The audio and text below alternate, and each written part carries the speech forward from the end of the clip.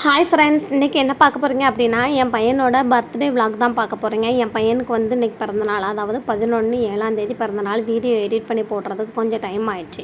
அவனுக்கு பிறந்தநாள்னால நாங்கள் காலையில் எங்கே வந்திருக்கோம் அப்படின்னு பார்த்தீங்கன்னா, சங்கரங்கோயிலுக்கு தான் வந்திருக்கோம். சாமி கும்பிட்டுட்டு போகலாம் அப்படின்ட்டு. போகிறதுக்கு முன்னாடி இந்த நாகத்தை வாங்கிட்டு போயிருந்தோம். உண்டியில் போடுறதுக்காக எனக்கு ஒரு 2 நாள் நாங்கள் கனவுல வந்திருந்ததால் இதை வாங்கிட்டு போயிருந்தோம். உள்ளே என்ட்ரன்ஸில் ஒரு சித்தர் இருந்தார். அவருக்கு அப்படியே காணிக்கை போட்டுட்டு உள்ளே போக ஆரம்பிச்சிட்டோம். கோயிலில் கேமரா யூஸ் பண்ணக்கூடாது அப்படின்னு சொல்லிட்டாங்க. அதனால் ஆஃப் பண்ணி வச்சிட்டோம். அப்புறம் கொஞ்சம் நேரம் வெளியில் உட்காரலான்னு சொல்லிட்டு உட்காந்துருந்தோம். உட்காந்த கேப்பில் தான் இதெல்லாம் நடந்துச்சு. குட்டி பையன் எங்கே பார்த்தாலும் இந்த சாமி கும்பிட்ற வேலையை மட்டும் மறக்கவே மாட்டாங்க, கும்பிட்டுட்டே இருப்பான். அப்புறம் அவங்க அக்கா தோப்புக்கரணை போடுறத பார்த்துட்டு குட்டி பையனும் போட ஆரம்பிச்சிட்டான். அப்புறம் என்னாச்சுன்னா, கேமராவுக்கு வெளியில் போயிட்டான். அப்புறம் மறுபடியும் உள்ளவான்னு சொன்னதுக்கப்புறம் திரும்படி உள்ளே வந்து தோப்புக்கரணத்தை கண்டினியூ பண்ணாப்புல. அப்புறம் அந்த சைடை முடிச்சுட்டு இன்னொரு சைடு சாமி கும்பிட்டுட்டு இன்னொரு சைடில் கொஞ்சம் நேரம் உட்காரலான்னு சொல்லிட்டு உட்காந்தப்போ இவங்க 2 பேரும் ஒரே ஜாலியாக விளையாட ஆரம்பிச்சிட்டாங்க. வெளியில் வந்தாலே குட்டி பையனுக்கு ஒரே ஹாப்பி ஆயிடுவாப்புல. அவர் ஒரே விளையாட்டு, ரொம்ப ஜாலி. அம்மா அப்பா இருக்காங்களா இல்லையான்னு கூட கண்டுக்கிறல, அவ்வளோ ஜாலியாக விளையாண்டுக்கிட்டு இருந்தான். சங்கரங்கோயிலில் பூ ரேட்டு கம்மியாக இருக்கும். ஸோ பூவும் வாங்கிட்டு வெளியில் வந்து பார்த்தா ஒரு பாட்டி பணியாரம் சுட்டுக்கிட்டு இருந்தாங்க. எனக்கு பணியாரம்னா ரொம்ப பிடிக்கும். அதுவும் இல்லாமல் அந்த பணியாரம் வந்து நல்ல நெய் ஊற்றி நல்லா சாஃப்டாக இருந்த மாதிரி தெரிஞ்சிச்சு. பார்க்கவே நல்லா இருந்துச்சு. சரி பணியாரம் வாங்கன்னு சொல்லிட்டு 6க்கு 2 பணியாரத்தை வாங்கி பார்சல் பண்ணிவிட்டு, அப்புறம் அதுக்கு ஏத்தாப்பில் ஒரு டீ கடை இருந்துச்சு. அந்த டீ கடையிலையும் டீ பார்சல் வாங்கிட்டு ஒரு இடத்துல உட்காந்து பொறுமையாக பணியாரமும் டீயும் சாப்பிட்டுட்டு கிளம்பியாச்சுங்க. கிளம்பி பஸ் ஸ்டாண்டுக்கு வந்து பஸ்ஸில் ஏறியாச்சு. பஸ்ஸில் ஏறினா குட்டி பையனுக்கு தனி ஒரு சீட்டில் உட்காந்துக்கிட்டாங்கங்க. அப்புறம் வீட்டுக்கு வந்தாச்சு. வீட்டுக்கு வந்து ரெகுலர் ஹேர் ஸ்டைலுக்கு மாறியாச்சு. இந்த கொண்டையை போட்டால் தான் நம்மளுக்கு எப்போதுமே ஒரு ஃப்ரீயாக இருக்க மாதிரி ஒரு ஃபீல் வரும். எனக்கு மட்டும் இல்லை, எல்லா லேடிஸுக்குமே அப்படி தான் நினைக்கிறேன். அப்புறம் டெக்கரேட் பண்ணுறதுக்கு ஸ்டார்ட் பண்ணியாச்சு. தொட்டில் அங்கே இருந்ததால் அதை ரிமூவ் பண்ணிவிட்டு டெக்கரேட் பண்ணுறதுக்கு ஸ்டார்ட் பண்ணிட்டாங்க. என் வீட்டுக்காரோட தம்பியும் தான் இது எல்லாமே பண்ணிகிட்டு இருந்தாங்க.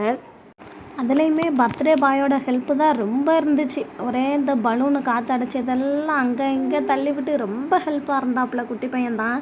அப்புறம் பர்த்டே ட்ரெஸ்ஸை போடுற நான் பட்ட பாடு இருக்கே, ஐயோ அந்த பர்த்டே ட்ரெஸ்ஸை போட மாட்டேன், அந்த பழைய ட்ரெஸ்ஸை தான் போடுவேன்னு ஒரே அடங்க குட்டீஸு.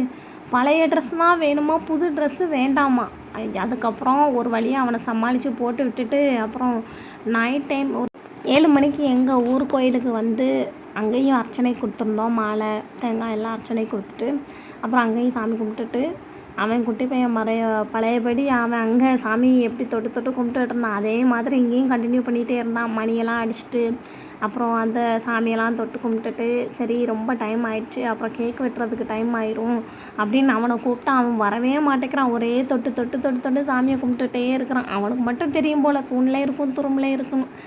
அதனால் அவங்க அப்படி கும்பிட்டுட்டு இருந்தான். அப்புறம் ஒரு வழியாக வீட்டுக்கு கூட்டிகிட்டு வந்துட்டோம். வீட்டுக்கு கூட்டிகிட்டு வந்தோடனே எங்கள் வீட்டுக்கார் போயிட்டு கேக்லாம் வாங்கிட்டு வந்துட்டாங்க. கேக்கு எந்த திசையில் வைக்கணும்னு சொல்லிட்டு ஒரே கன்ஃபியூஷன். அப்புறம் கிழக்கு பார்க்க ஒரு வழியாக வச்சுட்டு செலிப்ரேட் பண்ண ஸ்டார்ட் பண்ணியாச்சு. மெழுகுவர்த்தியை வச்சு எங்கள் வீட்டுக்கார் தான் அதை பற்ற வச்சு அவன் ஃபேஸில் ஒரு ரியாக்ஷனும் இல்லை. அது லைட்டாக கொஞ்சம் மேலே வர ஆரம்பிக்கவுமே குட்டி பையனுக்கு பயம் வர ஆரம்பிச்சிட்டு அவன் ஃபேஸில் பார்த்தாலே தெரியும், நல்லா பாருங்கள், அவன் ஃபேஸில் நல்லா தெரியும். அப்புறம் அது விரிஞ்சதுமே இன்னும் கொஞ்சம் பயப்பட ஆரம்பிச்சிட்டான்.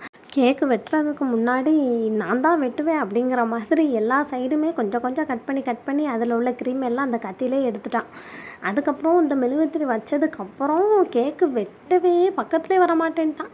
அதுக்கப்புறம் கொஞ்சம் நான் தான் ஹெல்ப் பண்ணி அப்புறம் அந்த கேக் கட் பண்ணுங்க. நான் தான் கேக்கை கட் பண்ணேன். கடைசியில் எனக்கு தான் பர்த்டே மாதிரி ஆகிப்போச்சு. அப்புறம் அந்த கேக்கை எடுத்தால் கேக்கு 2 பீஸாக ஆகிடுச்சு. அப்புறம் 2 பீஸையும் எப்படி அந்த சைட்லேயே வைக்க முடியாது அப்படின்னு சொல்லிட்டு எங்கள் வீட்டுக்கார ஒரு பிளேட் எடுத்துகிட்டு சொன்னேன். அப்புறம் ஒரு பிளேட்டில் வச்சு சரி அவனுக்கு ஃபஸ்ட்டு ஊட்டலாமேன்னு சொல்லிட்டு அவனுக்கு ஊட்ட கொடுத்தா அவன் வாயிலே வாங்க மாட்டேங்கிறாங்க.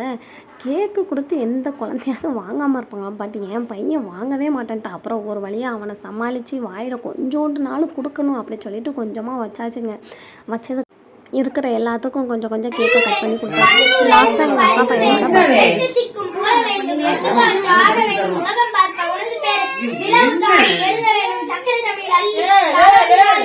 அவ்வளோதாங்க. வீடியோ பிடிச்சிருந்தா லைக் பண்ணுங்கள், ஷேர் பண்ணுங்கள், ப்ளீஸ் என்னோட சேனலை சப்ஸ்கிரைப் பண்ணி சப்போர்ட் பண்ணுங்கள். தேங்க்ஸ் ஃபார் வாட்சிங்.